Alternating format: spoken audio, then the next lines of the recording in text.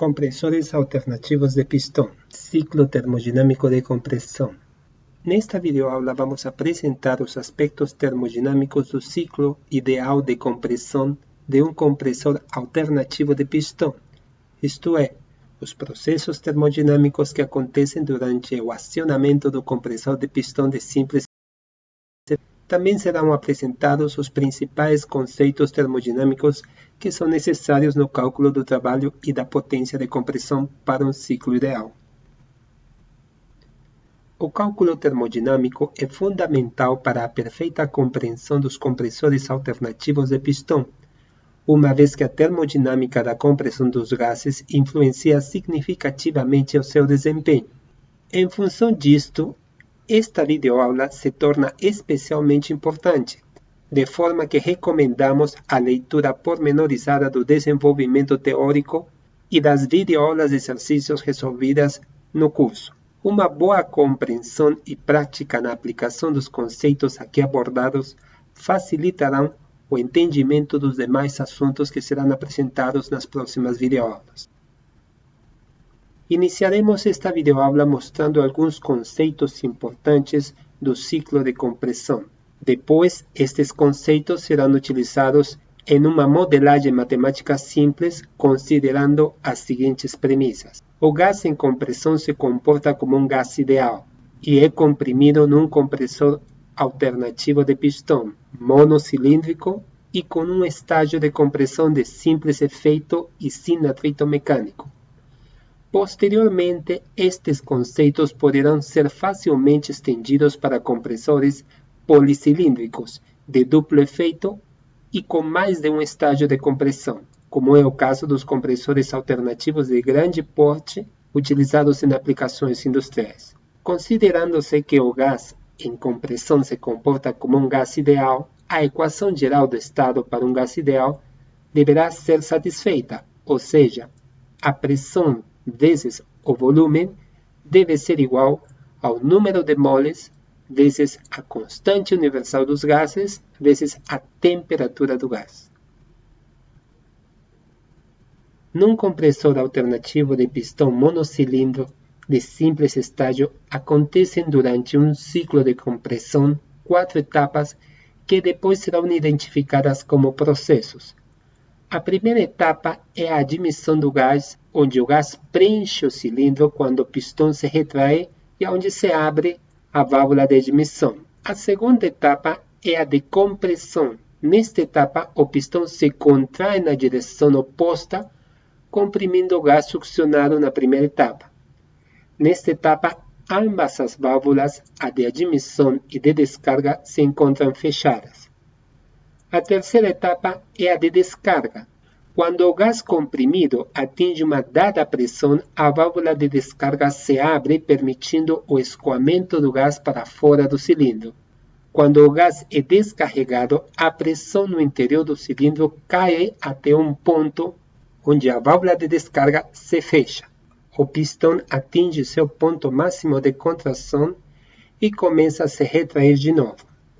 Durante a contração, ambas as válvulas estão fechadas, mas o volume de gás ainda contido baixa sua pressão devido ao aumento de volume até atingir uma dada pressão, que é quando a válvula de admissão se abre, permitindo a entrada de mais gás e começando um novo ciclo de compressão. As etapas antes mencionadas podem ser levadas para um diagrama de pressão versus volume, como pode ser observado na figura à direita. A etapa de admissão acontece quando a válvula de admissão se abre e o gás entra no cilindro. Esta etapa acontece a pressão constante. A etapa de compressão acontece quando as válvulas fechadas e o gás contido no cilindro passa de uma pressão de admissão até uma pressão maior, que pode ser chamada de pressão de descarga. Quando esta pressão é atingida, a válvula de descarga se abre e o gás sai, mas a pressão no cilindro permanece constante. O descarregamento do gás é definido pela extensão do pistão, ou seja, pela distância até onde o pistão poderá ser deslocado no sentido da contração. Nesse momento, o pistão começa a ser retraído e com isso o gás que ficou no cilindro começa a ser expandido. Baixa imediatamente a pressão e com isso a válvula de descarga fecha, mas a de admissão não abre ainda. O gás é expandido pela retração do pistão e sua pressão cai até atingir o valor de pressão de admissão.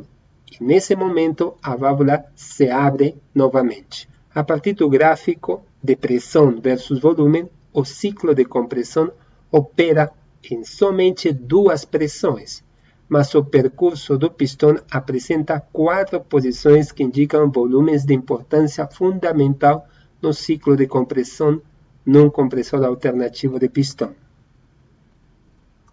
As etapas de um ciclo de compressão levadas ao diagrama de pressão versus volume apresentam diversas características desde o ponto de vista termodinâmico que podem ser observadas no diagrama. Inicialmente, podemos dizer que as etapas do ciclo de compressão podem ser consideradas de processos termodinâmicos bem definidos. Estes processos são considerados de teóricos e ocorrem durante um ciclo completo de compressão em um conjunto cilindro-pistão.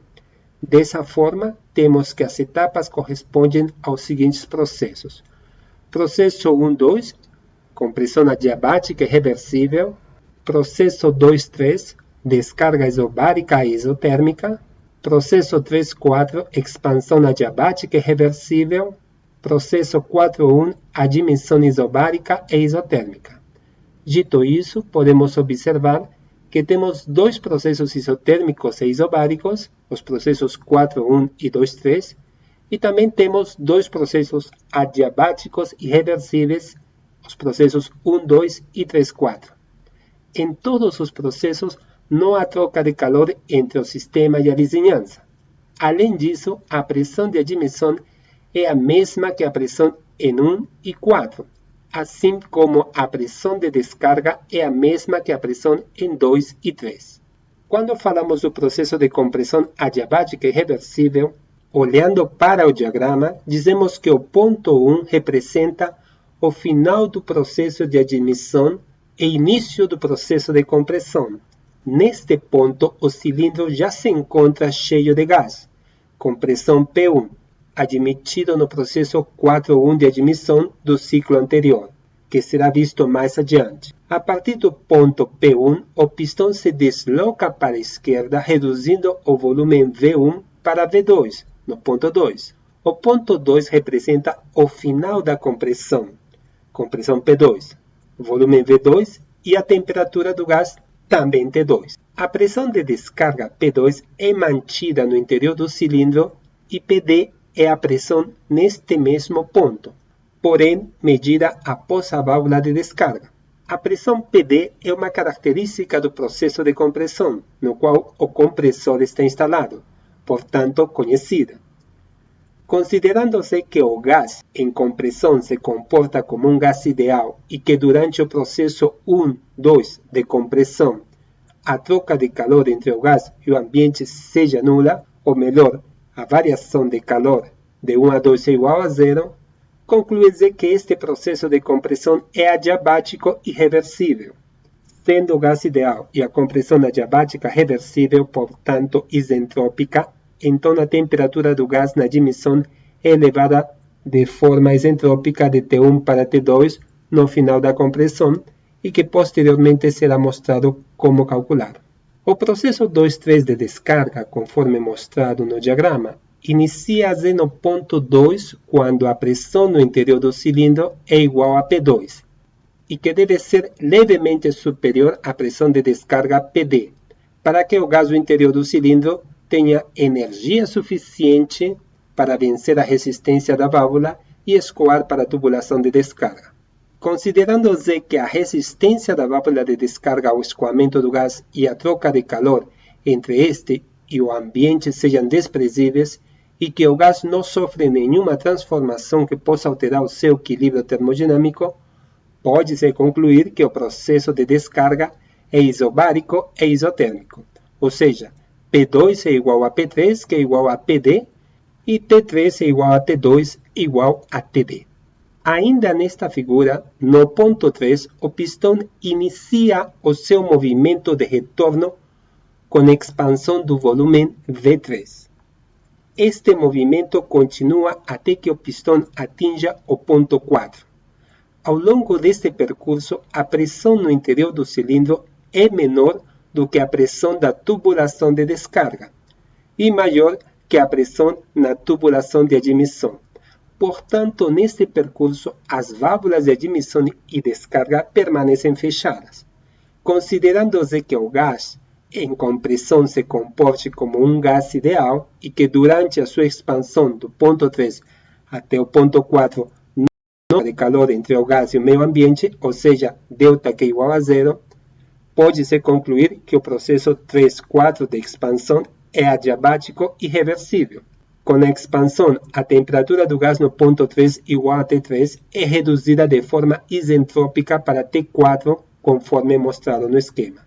Após o ponto 4, o pistão continua se deslocando para a direita, portanto, a expansão do volume V3 continua até que a pressão no interior do cilindro se torna menor do que a pressão do gás na tubulação de admissão, PA, e seja suficiente para abrir a válvula de admissão. A partir do ponto 4, dá-se início ao processo de admissão de nova quantidade de gás, enquanto a válvula de descarga permanece fechada. O movimento de retorno do pistão prossegue até o final do seu curso, no ponto 1, quando é concluído o processo 4.1 de admissão. Considerando-se que a resistência da válvula de admissão ao escoamento do gás seja desprezível e que não haja troca de calor entre o gás e o ambiente, conclui-se que o processo de admissão é isobárico e isotérmico, ou seja, P4 igual a P1 igual a PA, e T4 igual a T1, que é igual a TA. O volume de gás admitido no interior do cilindro durante o processo 4.1, ainda neste diagrama, pode-se concluir que o ciclo completo de um compressor alternativo de pistão monocilindro corresponde a uma volta completa do seu eixo de manivelas, mantendo-se constantes as variáveis de admissão e descarga e as propriedades termodinâmicas do gás. Os demais ciclos serão uma sucessão do ciclo considerado, portanto, representando o desempenho do compressor. O pistão, ao percorrer o espaço compreendido entre o ponto 2 e o ponto 3, desloca um volume de gás que pode ser medido através da diferença entre os volumes desses dois pontos, ou seja, V2 menos V3. Esta variação corresponde ao volume de gás descarregado no interior do cilindro para a tubulação de descarga, e será denominado de Vdesc, que é igual a V2 menos V3. Por questões construtivas, ao final do processo 2.3 de compressão, ainda permanece retida no interior do cilindro uma certa quantidade de gás que não pode ser descarregada, cuja pressão é P3 e o volume é V3, conforme mostrado no diagrama. Este volume V3 é denominado de volume morto e designado por V0 também, ou seja, V3 é igual a V0.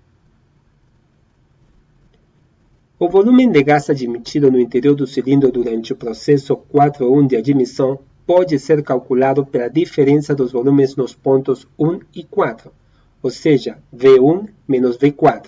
Este volume é denominado de volume aspirado e é denotado por Vasp igual a V1 menos V4.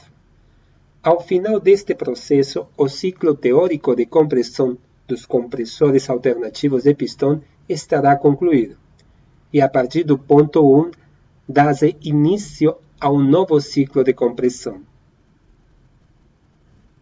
Agora vamos ver alguns outros conceitos também importantes. Vamos começar com o volume deslocado. O volume deslocado é o volume definido pelo percurso que o pistão faz desde seu ponto mínimo de contração até seu ponto máximo de compressão.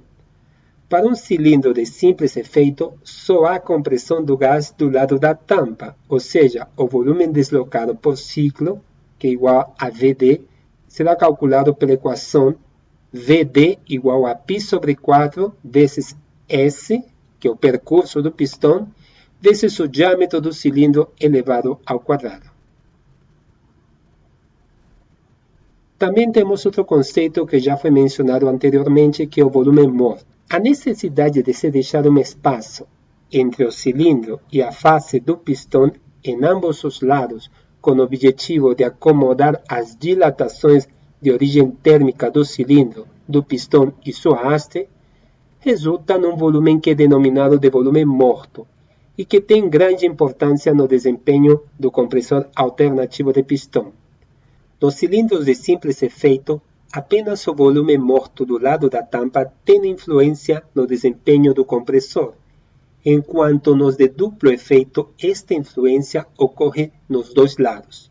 Este volume está representado no cilindro de simples efeito como sendo denominado genericamente de V0, e V0 é igual a V3, como foi mostrado anteriormente. Em muitos cilindros, o volume morto é projetado para que, além de permitir as dilatações de origem térmica, também seja utilizado para ajustar a vazão ou a capacidade do compressor, o que será mostrado mais adiante.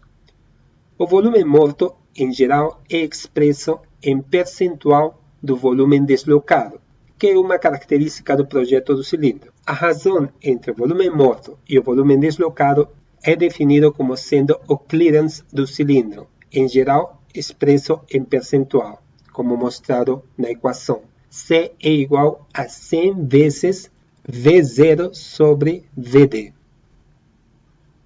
A eficiência volumétrica teórica mede o nível de enchimento do cilindro. Ela pode ser calculada na admissão ou descarga, sendo mais usual no cálculo termodinâmico dos compressores alternativos calculá-la na admissão. A eficiência volumétrica teórica não considera os vazamentos que ocorrem através das válvulas de admissão e descarga e pelas vedações do pistão e da haste. Para corrigir estas imperfeições, são utilizados fatores de ajuste, conforme será mostrado na próxima videoaula. A eficiência volumétrica teórica medida na admissão, como foi mencionado anteriormente, consiste em que o gás que foi retido no interior do volume morto se expande durante o processo 3-4 e impede que o cilindro seja cheio com o gás oriundo exclusivamente da admissão, nos ciclos subsequentes ao primeiro. Para expressar esta perda de vazão, define-se a eficiência volumétrica teórica, ΔV, como sendo a razão entre o volume aspirado e o deslocado expresso em percentual. Então, a eficiência volumétrica na aspiração é igual a 100 vezes volume aspirado sobre volume deslocado. Da figura, pode-se deduzir, então, que a eficiência volumétrica na aspiração também seria igual a V1 menos V4 sobre V1 menos V3. Mas foi convencionado o V3 como sendo igual ao volume morto, ou seja, V0. Então, a equação fica sendo igual a V1 menos V4 sobre V1 menos V0. Considerando-se que o processo 3-4 de expansão é adiabático e reversível, pode-se escrever também que a pressão em 3 vezes o volume em 3 elevado ao coeficiente adiabático K é igual à pressão em 4 vezes o volume em 4 elevado ao coeficiente adiabático K. E rearrumando, temos uma versão da equação que fica sendo igual a P3 sobre P4 igual a V4 sobre V3 elevado a K, onde P3 é igual a P2 também e P4 igual a P1. A equação anterior pode também ser reescrita da seguinte forma, em função não de V3, sino de V0. Rearrumando os termos, podemos ter uma expressão em função de V4, como sendo igual a V4 igual a V0 vezes P2 sobre P1, tudo isso elevado a 1 sobre K. Substituindo então V4 na definição da eficiência volumétrica, tem-se que a eficiência volumétrica fica sendo igual a V1 menos V0 vezes P2 sobre P1, tudo esta razão entre pressões elevado a 1 sobre K e tudo isto sobre V1 menos V0. Lembrando que V1 é igual a VD mais V3, que ao mesmo tempo é igual a VD mais V0. Lembrando que V0 foi adotado convencionalmente para definir o volume morto. Da definição do clearance, tem-se que C é igual a V0 sobre VD. Da figura, ou do diagrama, pode-se tirar ainda que V1, o volume N1, é igual ao volume deslocado, mais o volume morto, que é igual a 1 mais C vezes o volume deslocado. Substituindo-se o valor de V1 na equação da eficiência volumétrica, lembrando-se de que P1 é igual a PA, ou seja, a pressão de admissão, e P2 é igual a PD, ou seja, a pressão de descarga, e após rearrumar os termos e expressar a notação percentual, tem-se finalmente a equação para o cálculo da eficiência volumétrica teórica medida na admissão em função da pressão de descarga, da pressão de admissão, do coeficiente adiabático K e do clearance. Desta equação, ainda pode-se concluir que quanto maior for o clearance, menor será a eficiência volumétrica.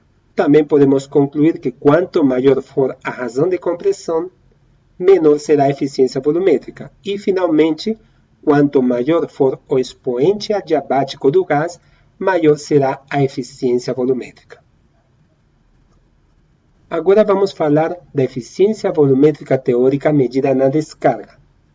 A eficiência volumétrica teórica medida na descarga é definida como sendo a razão entre o volume descarregado, o VDESC, e o volume deslocado, o VD, expressa em percentual. Então, eta VD é igual a 100 vezes VDESC sobre VD. Da figura ou do diagrama, podemos extrair algumas informações importantes, como que VDESC é igual a V2 menos V3, e sabendo que V3 foi convencionalmente assumido como V0, o volume morto, e V0 é igual a C vezes VD, então o volume descarregado é igual a V2 menos C vezes VD.